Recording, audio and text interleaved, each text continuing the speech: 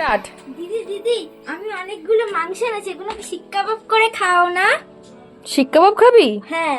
ঠিক আছে, চল শিক কাবাব বানাই আজকে। তো মাংসগুলো তো ভালো করে মশলা মাখিয়ে নিয়েছি, সেটা দেখানো হলো না। এরপরে কিন্তু আসল পালা, স্টিকে ভালো করে এগুলোকে গিঁথে নেবো, আর তারপরে কিন্তু তেল আর একটু লেবু রস দিয়ে ফ্রাই করে নেবো একদম আগুনে।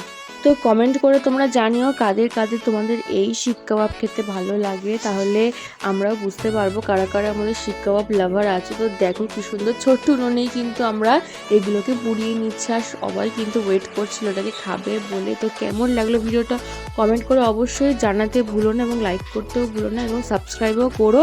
তো দেখো হয়ে গেছে শিক কাবাবটা। চলো ওদের কাছ থেকে জেনে নিই শিক কাবাবটা কেমন খেতে হয়েছে, টেস্ট নে বল, খেয়ে কেমন হয়েছে টেস্ট করে বল সব। খুব ভালো হয়েছে। ভালো হয়েছে? হ্যাঁ। ঠিক আছে, চল খা।